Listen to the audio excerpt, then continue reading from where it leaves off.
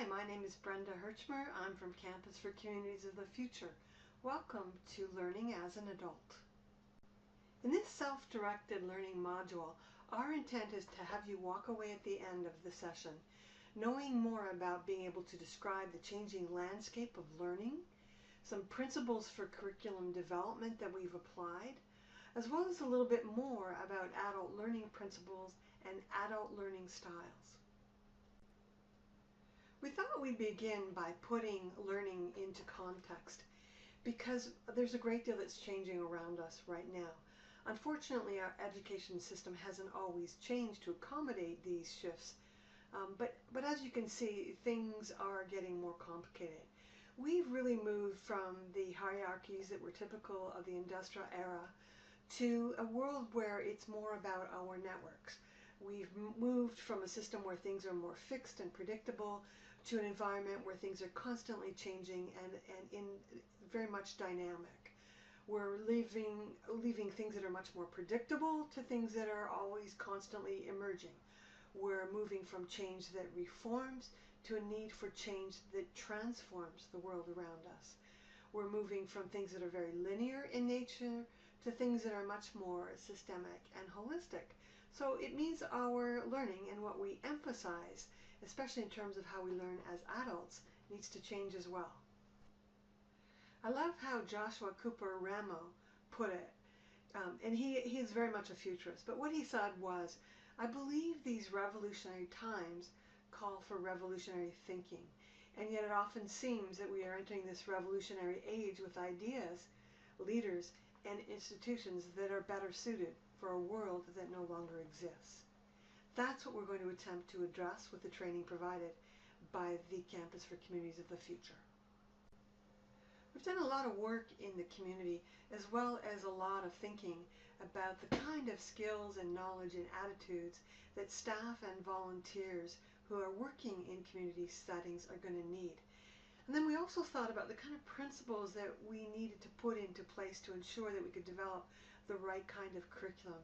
And the City of London and a lot of different stakeholders really played a key role in helping us develop that. But what we really wanted to ensure was curriculum that was shaped by a unique community building and future focused lens. A lot of the training and education that we're seeing really has a focus on the economy and economic development and with money and economics as the measuring stick. And community building work is on a different side of the ledger, has a different measuring stick because it's much more about quality of life. So that was the first principle. The second thing that we all agreed on is that we needed to ensure learning that would reflect adult learning principles. And if you're not familiar with them, the researchers really indicate that there are 5 principles to really facilitate productive and effective adult learning. The first is that adults, they're a little bit different from kids in that they need to understand why something is important to know or to do. The second thing is that there needs to be more freedom to learn in their own way. And for us, that means we need to accommodate a variety of different learning styles, and we need to be able to deliver that learning in a number of different ways. We also know that adults tend to learn best by experience. An experiential approach is better. And so the learning is more effective when we actually apply that learning to the real world around us. And so that's part of our approach to curriculum, is making sure that it's experiential in nature. For adults, the time has to be right to learn, and we certainly hope the time is right for you to learn.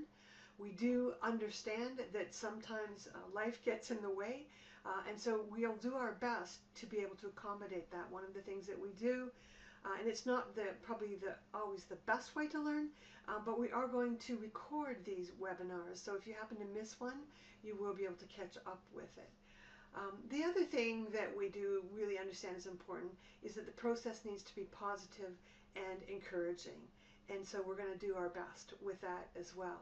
But again, we're always looking for your feedback because as we have pointed out, this is new to all of us, and it's going to be a work in progress for some time, I'm sure.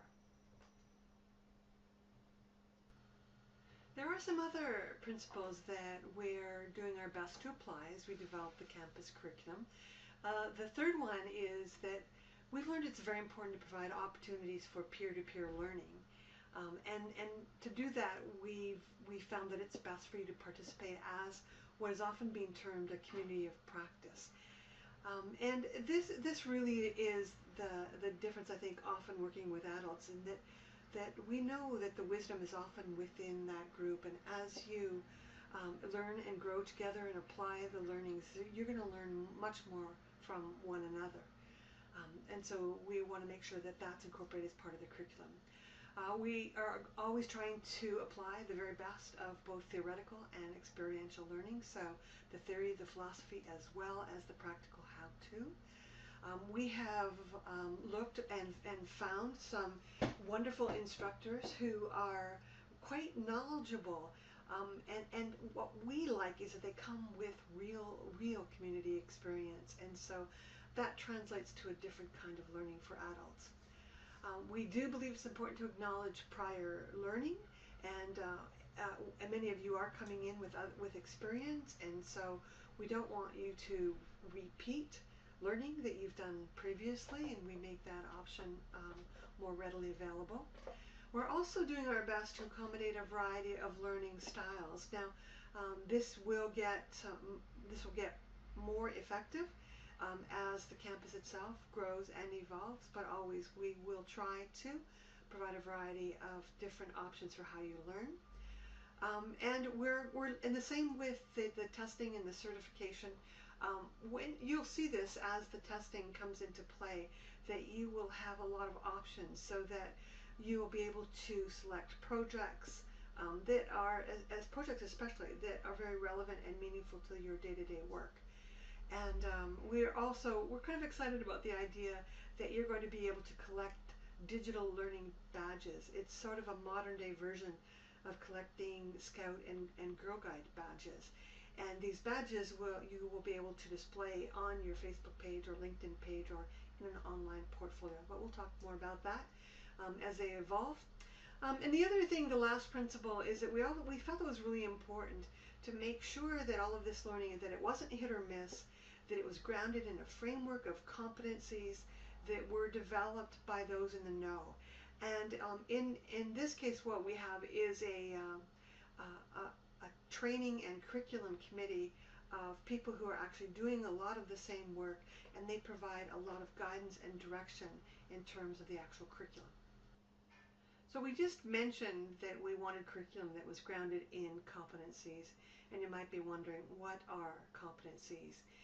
And so just to clarify that, and I know personally this took me a long time to wrap my head around, because competencies are kind of the bigger picture. They're more like outcomes, in that they describe a culminating demonstration, and this demonstration of learning and achievement is a combination of different skills and knowledge and attitudes. And then in some cases, for instance, with the Community Connector curriculum, the competencies are much more grounded in the vocation, in the actual job position. And so in that case, those competencies refers to what is needed specifically for the profession or the job, rather than something that's quite generic and could apply to a lot of different fields. The community building, for instance, is much more generic in nature, as is the community development work. The foundational certifications that are being offered by the Campus for Communities of the Future are really grounded in 6 specific community leadership competencies. And these were developed as a result of asking a lot of really smart people like you, people across the country. We asked them the question, what do you want to see in terms of your local leaders? Who is it that you admire? What skills, knowledge, and abilities are they demonstrating? Or what is it that's missing that you would like to see in your leaders? And when we say leaders, we're not necessarily talking about those who have the formal title. We're talking about anyone who serves in a leadership or community leadership position. And I think women often, and young people or people from different minority cultures, often don't see themselves as leaders. But without a doubt, what we really want to encourage is that everyone sees themselves as a community leader. And so we have developed and refined and very much road tested these competencies. The very first of these 6 community leadership competencies refers to being an agent of change. And this is something that universally people wanted to see in their leaders. They wanted leaders who would act as and serve as agents of change, meaning that they understood, they would understand and demonstrate and exert influence. And they would do this by building the trusted relationships that we know are the catalyst for transformation and change. The second competency that we were consistently told people wanted to see in their leaders was that of a commitment to continuous improvement. There was this recognition that we live in a time where it is about ongoing change, and therefore it also needed to be about ongoing growth and development.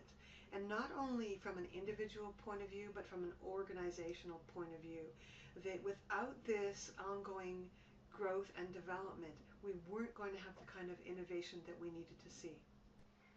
We were also consistently told that there needed to be more system thinking. And yet, when we started using that system thinking terminology, not everyone really understood what was meant by that. And so we reframed it and started using the term big picture thinking. We were consistently told we needed leaders who could see the big picture and who could utilize this proactive system thinking, much more holistic approach, whether it was thinking about their organization from the big picture point of view or thinking about a neighborhood or an entire community. We also want leaders who will serve as a catalyst for citizen responsibility. I think baby boomers especially, we have done a fabulous job of educating younger generations that they have rights.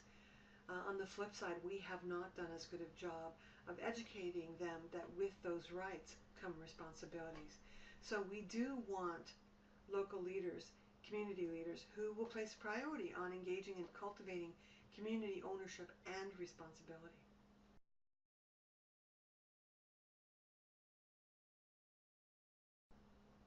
There's also this growing sense that we need to do more to advocate for the quality of life in our communities, that we need to do more to promote programs and initiatives that deliver benefits that are much more than about the economic side of our communities, but that do more to really enhance the quality of life. So things like recreation, parks, sport, arts, culture, and heritage, that we really need to pay more attention to the other side of the ledger, that quality of life isn't just about the economy.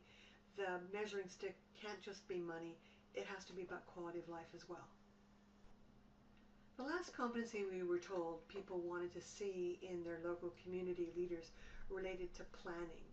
And what we were told is that leaders didn't necessarily do a great job of engaging and involving and empowering citizens in local planning initiatives. And what they wanted to see were leaders who could apply a community development planning strategy that would really do a lot more to involve the community. So as we here at the Campus for Communities of the Future work with our partners to deliver these competencies, we're also keeping in mind the understanding that people learn in different ways. You may or may not already be familiar with your specific learning style, but I'm sure you are aware that people learn differently. Some people learn best by seeing things. Some people learn best by hearing things. For some people, it's about reading and writing that is most effective. Others, it's kinesthetic. They learn by doing, by actually putting something into place. And there are others who can apply an approach that uses a variety of different learning styles. But we're going to address this in upcoming webinars. But also just want to convey to you that we're going to do our best to try to accommodate a variety of different learning styles in the learning that we present. The work of Howard Gardner is also important to us here at the Campus for Communities of the Future, because he was one of the first to recognize that people have different kinds of intelligence. And it's not necessarily just the kind of intelligence that's measured typically in schools. And so we want to make sure that we apply learning that reflects an understanding that staff and volunteers bring different talents and intelligence into the room. So he organized it according to a number of different intelligences. We're going to take that under consideration. Some of us have logical, mathematical, number reasoning smart. For some it's about word smart. For some it's about spatial intelligence, picture smart. Others it's musical. For some it's bodily kinesthetic, body smart, an awareness of your body. That's a different kind of intelligence itself. For some people it's about interpersonal, people smart. For others it's about knowing themselves really well, which is again a really important kind of intelligence, about being self-smart. Naturalist, nature smart, and a new one that he's added, which is around existential intelligence, or spiritual smart. And so we are going to be, I think, quite different from what you might be used to in terms of thinking about intelligence and testing, because we want to be able to accommodate different kinds of intelligence. The Learning Style Inventory is another tool that we can use to help us learn more about how we learn and how we can work with others to support learning and change. And Kolb suggests that what we need to understand is how our learning is often based on our past experiences, and how we can use that. It's based on a really comprehensive theory of learning and development that really looks at how we perceive as well as how we process. In upcoming webinars, we'll explore more about different learning styles and help you get to know yours better, because that will definitely have an impact on how you operate as a community leader and work with others. But as you embark on your learning through the Campus for Communities, we do hope that you will focus on getting to know how you best learn, and we're going to do our best to accommodate that. We also hope that you'll take advantage of the opportunities provided to learn from your peers. We do truly understand that the wisdom is in the group, and we hope that you will tap that, and we'll do our best to provide the atmosphere where that can happen. We also do hope that you'll take the time to transfer your learnings and your experience to your actual community building work and the community leadership work that you're doing in your community. We look forward to working with you and very much appreciate your time and energy today.